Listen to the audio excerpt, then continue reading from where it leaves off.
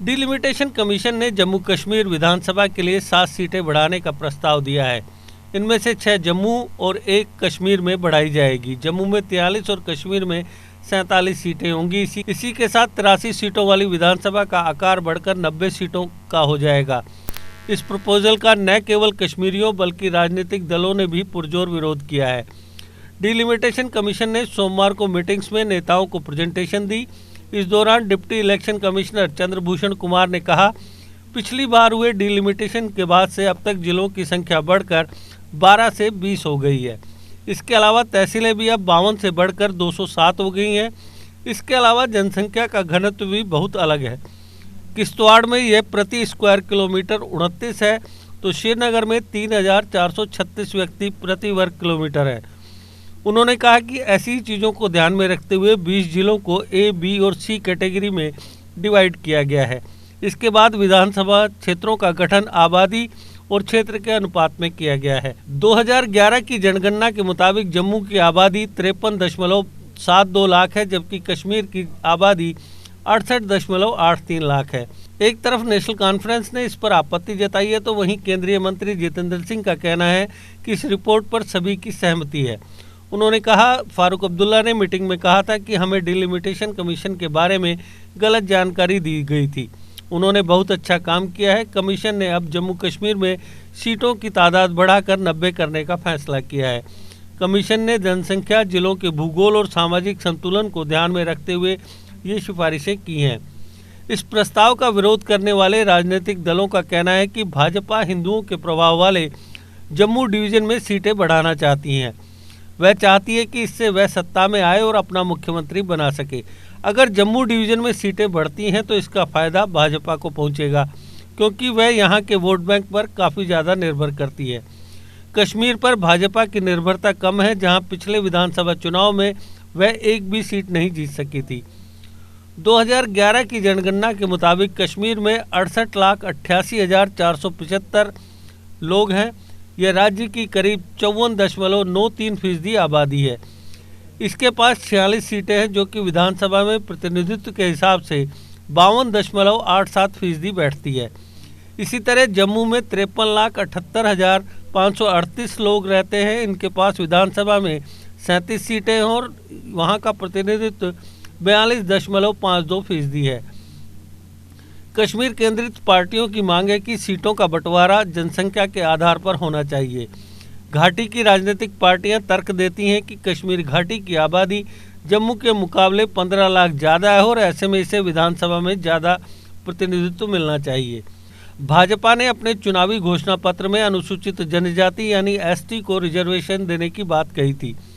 जम्मू कश्मीर में इनकी आबादी 11.9% है। इनके लिए डिलिमिटेशन कमीशन ने 9 सीटों पर रिजर्वेशन का प्रपोजल दिया है। इनकी सबसे ज़्यादा आबादी जम्मू रीजन में ही है, यानी करीब 70%, और कश्मीर में यह आंकड़ा 30% का है। इनमें गुज्जर, बकरवाल, सिप्पी और गद्दी आदि आते हैं। अनुसूचित जाति यानी एससी के लिए 7 सीटों के रिजर्वेशन का प्रपोजल रखा गया है। राज्य में इनकी आबादी 9,24,991 है और ये आबादी का 7.38% है। कश्मीर घाटी में इनकी तादाद बेहद कम है। पिछले विधानसभा चुनाव में पीडीपी को 28 सीटें मिली थी, भाजपा को 25, नेशनल कॉन्फ्रेंस को 15, कांग्रेस को 12 सीटें मिली थी। भाजपा को सबसे ज़्यादा सीटें जम्मू में मिली, जहां हिंदुओं का प्रभाव है। 2014 में भाजपा बहुमत से 44 सीटें कम थी। अब डिलिमिटेशन के बाद भाजपा को बूस्ट मिल सकता है। राजनीतिक दलों का मानना है कि जम्मू में एससी और एसटी आबादी पर फोकस बढ़ाकर भाजपा आने वाले चुनाव में 45 सीटों का आंकड़ा पार करना चाहती है। भाजपा कह रही है कि जम्मू 46,293 वर्ग किलोमीटर में फैला है और कश्मीर 15,948 वर्ग किलोमीटर में। इसलिए डिलिमिटेशन केवल जनसंख्या नहीं बल्कि इलाके को ध्यान में रखते हुए करना चाहिए।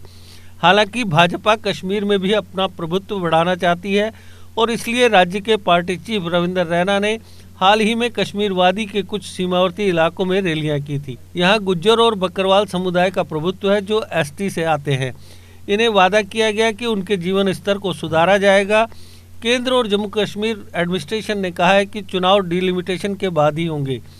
यानी तब जब सुप्रीम कोर्ट के रिटायर्ड जस्टिस रंजना देसाई 6 मार्च 2022 तक अपनी रिपोर्ट फाइनल कर लेंगी। इस मामले पर पूर्व मुख्यमंत्री और पीडीपी प्रेसिडेंट महबूबा मुफ्ती ने कहा, डिलिमिटेशन कमीशन के सामने मेरी आपत्तियां गलत नहीं थी। इनकी कोशिशें लोगों को एक दूसरे के खिलाफ खड़ा करने की हैं। जनगणना के आंकड़ों को भी ध्यान में नहीं रखा जा रहा। एक क्षेत्र को 6 और कश्मीर को सिर्फ 1 सीट दी जा रही है। यह कमीशन बीजेपी को सियासी फायदा पहुंचाने के लिए बनाया गया है। मजहब और क्षेत्रवाद के आधार पर लोगों का बंटवारा किया जा रहा है। कोशिश यह है कि अगस्त 2019 में जो कदम उठाया गया था उसके आधार पर सरकार बनाई जाए। नेशनल कॉन्फ्रेंस के नेता और पूर्व सीएम उमर अब्दुल्ला ने कहा, मैं इस डिलिमिटेशन से बेहद निराश हूं। कमीशन बीजेपी का पॉलिटिकल एजेंडा पूरा कर रहा है। जो डेटा था उसको भी ध्यान में नहीं रखा गया। हमें ये कबूल नहीं है। 6 सीटें जम्मू और सिर्फ 1 कश्मीर को दी जा रही है। ये 2011 की जनगणना के मुताबिक भी गलत है। जम्मू कश्मीर के कांग्रेस चीफ गुलाम अहमद मीर ने कहा, एससी और एसटी के लिए तो सीटें पहले से रिजर्व हैं। जहां तक डिलिमिटेशन की बात है तो इसे आबादी के आधार पर होना चाहिए। 2011 की जनगणना के मुताबिक जम्मू और कश्मीर की आबादी 1.22 करोड़ है। आबादी के लिहाज से तो डिलिमिटेशन नहीं हो रहा है। पूर्व मंत्री और पीपुल्स कॉन्फ्रेंस के चीफ सज्जाद गनी लोन ने कहा, डिलिमिटेशन कमीशन की सिफारिशें हमें कतई मंजूर नहीं है। ये उन लोगों के लिए बड़ा झटका है जो लोकतंत्र में यकीन करते हैं। अपनी पार्टी के अल्ताफ बुखारी ने भी सिफारिशों को खारिज करते हुए कहा, आबादी और जिलों को आधार बनाया जाना चाहिए था। सियासी पार्टियों के अलावा आम लोगों ने भी इस डिलिमिटेशन पर सवाल उठाए हैं।